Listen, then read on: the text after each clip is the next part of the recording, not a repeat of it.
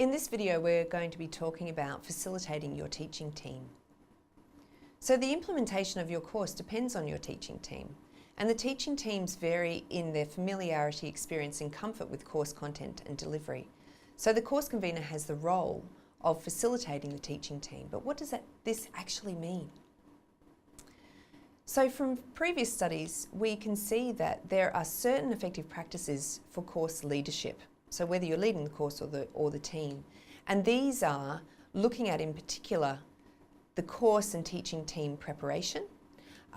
This then leads into looking at leadership and management of your team. And we now know through research that these two things combined really have the most positive impact on course and teaching team outcomes. The other things that are really vital as well is the professional learning and development of the team, and also establishing some formative quality enhancement practices in your team. So when we're working with our team, we'll often develop shared practices, but what does this actually mean in the course context?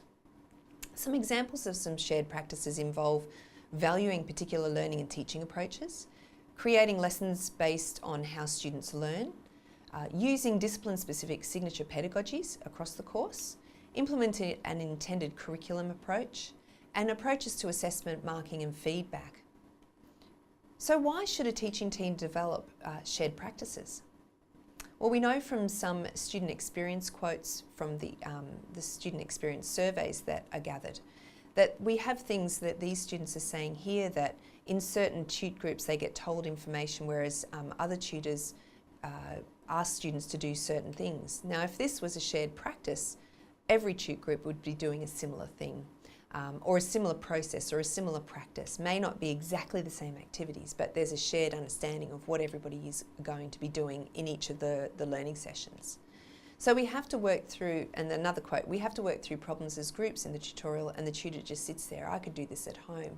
So really, what are the educational experiences we want our students to have, and also what are what kind of pedagogies are we using to encourage active learning? So these are all kinds of things that would be shared practices in our courses.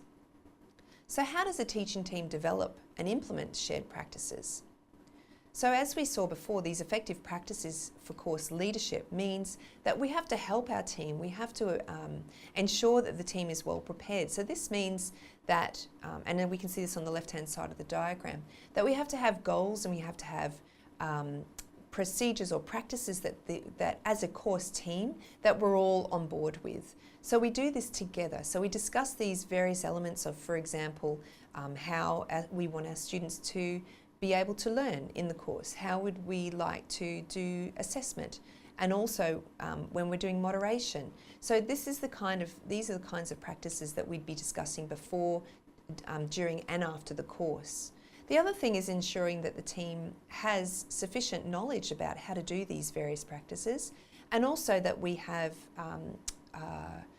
quality enhancement procedures as well that are embedded within these practices. So one way that we can actually do this is by having a scholarly inquiry community within our teaching team. So this is where the team focuses on scholarly practices that enhance learning, and they go through continuous cycles of reflective practice, enhancement and innovation, and they explore ways that provide a range of evidence as scholarly practice through critiquing and critical reflection on these practices. So for example, you might implement peer review of practices, action learning cycles or action research. And this is part of this ongoing cycles of enhancement. So how are you facilitating this team process? Really, you as a team decide on what you're going to work on. Step 2 is then doing any background reading or learning that you need to do. Step 3 is have a pre-trimester meeting to lay down team foundations. Step 4 is empowering all the teaching team members to contribute to this process. And step 5 is to continue to meet and work together and learn together as a team. So as a course convener, start planning for developing shared practices within your teaching team. So when will you get your team together, and how are you going to get them together? How will you work together throughout the course? And how will you develop these things together, these shared practices? What will you discuss when you meet?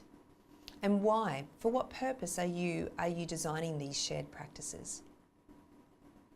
So some key takeaways is to develop and support shared practices with your teaching team and communicate regularly with your team regarding the implementation of these shared practices, and to also enable you all to troubleshoot whatever's going on.